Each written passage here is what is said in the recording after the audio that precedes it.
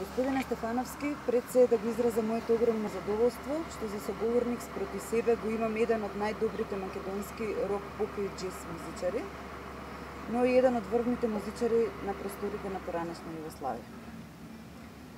Мија на 30 септември одбележува 20 години од своето работење и по тој повод сакаме да го слушнеме мислењето на дел од истакнатите личности, се разбира секој во својата професија, во врска со значењето и улогата на Државната новинска агенција, кај уметниците од областа на музиката, спортот, актерството, како и нивната потреба од соработка со медиумите и колку е таа важна за подобра и поуспешна кариера. Добар ден, би сакал да ви го честитам 20 годишниот јубилеј и морам да признаам дека се восхитувам на вашето долго трајање и на обстанокот. Затоа што со оглед на овие брзи комуникации и брзи времења во кои живееме, многу е тешко да се човек да се занимава со медиуми и поготово со лиферување на вести. Сведоци сме на навистина на огромна пресија информативна што се случува врз секој од нас, со оглед на тоа дека секој по својот мобилен телефон има и радио, и телевизор, и вести, и чита и портали, и до него доаѓаат секакви вести. Сум имал ја контакти со Мија и Мија често пати ги следела моите настани, концерти и во главном многу позитивни коментари праќале понатаму. Знам дека сте вие агенција која лиферува вести за останатите медиуми и портали и така натаму. Мислам дека е значајно тоа што постоите, што сте успеале да преживеете 20 години и сепак да лиферувате релевантни и точни вести. А колку ви импонира една соработка со Државна новинска агенција, имајќи предвид дека ваквите теми обично се дел од забавни списанија, таблоиди, некои телевизиски емисии или некои специализирани медиуми? Па, ние сме мала држава и верувам дека опсегот на вашата работа не може да биде од тука, а може би и може, со оглед на демократизацијата на медиумите, може би може и до Австралија, веројатно и до Австралија до сегате, и до Јапонија, и до Америка, и до секаде. Пошто сме мала држава, секој мој контакт со државата или со институции на државата ми се значајни. Мислам, значајно ми е кога државата го препознаа тоа што го работам. Тоа ми е навистина драго. Кога ќе добијам некој позитивен сигнал дека тоа што сум го сработил и тоа што го работаме добро, не само за мене и за моите фанови, туку и од некаков во некој поширок контекст, дека нешто значи тоа што го правам. Имате ли некоја сугестија доколку сте запознати со работата на Мија, која би можела да ја прифати агенцијата во иднина за проширување на своите содржини, со цел поблиска соработка со истакнати личности од областа на музика, спорт, филм, театар? Сега ќе ви кажам, мојот совет е да бидете брзи, затоа што често пати приватните социјални мрежи се побрзи од агенциите кои се занимаваат со вести.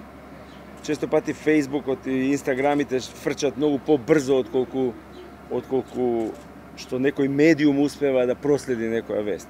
Премината се многу брзи, информациите стигаат, газат една информација, гази другата. Мојот совет е да не брзате, односно да бидете брзи во лиферување на вести.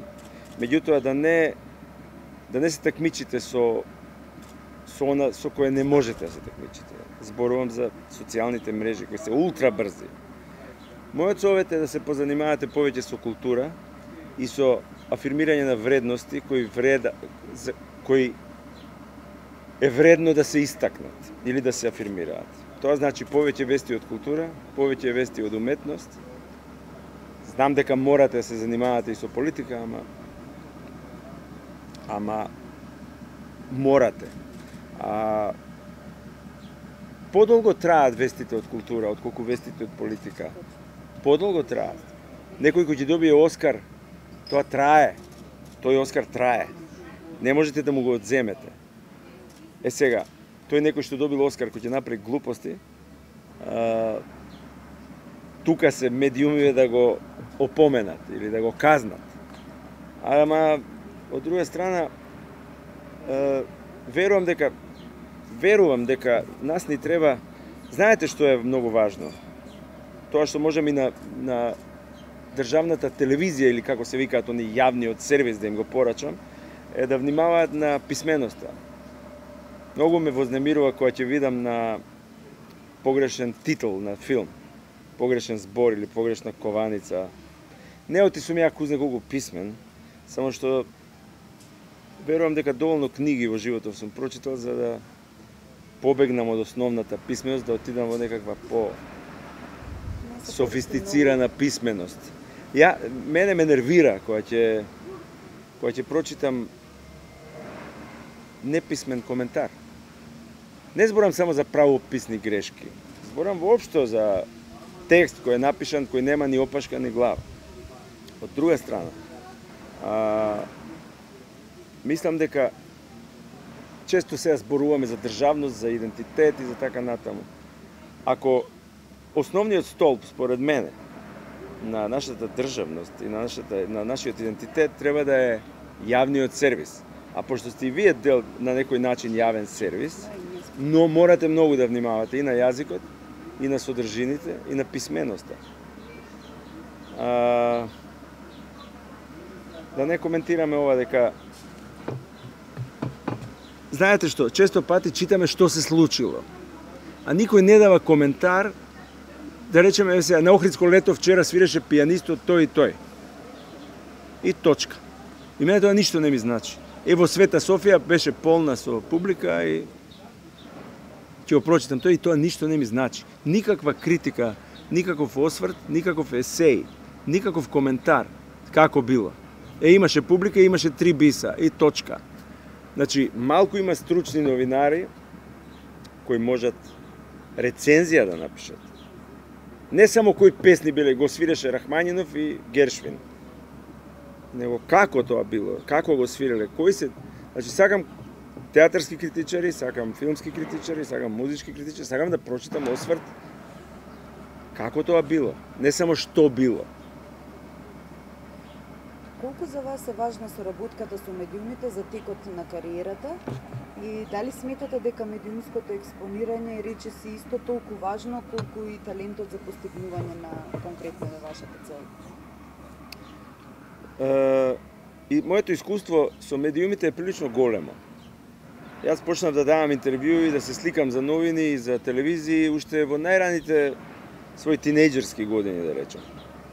Од првите успеси на Лебисол ние бевме изложени постојано на експонирани бевме, постојано, насловни страни, интервјуи, коментари, изјави, рецензии, се и се што.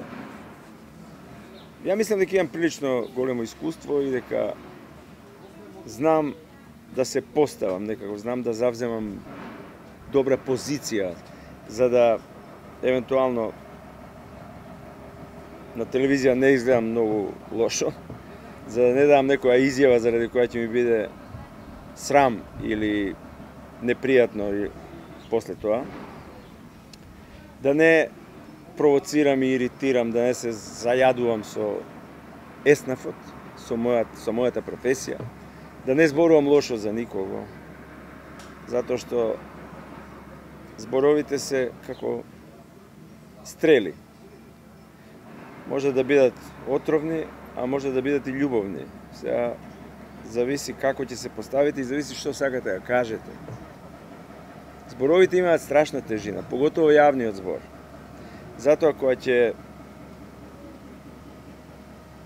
слушнам или видам лош збор во медиум, тоа е страшно. Со каква порака би го честитале 20 годишниот јубилеј на Македонската информативна агенција? Па би сакал да ви посакам добро здравје на сите кои работите таму. Би сакал да ви посакам успех во борбата до вистината. Живееме во време на лажни вести, веќе човек не разликува што е лажно, што е вистината. И мислам дека ваша должност е да се занимавате со вистината и да ја афирмирате вистината. И без оглед на евентуалните притисоци, на евентуалните, како да кажам, злоупотреби и манипулации и калкулации, вие треба да станете на браникот на вистината. Затоа што може би има неколку вистини во однос на тоа кој од каде гледа. Меѓутоа, верувам дека вистината е една и таа се случила само така и никако поинаку.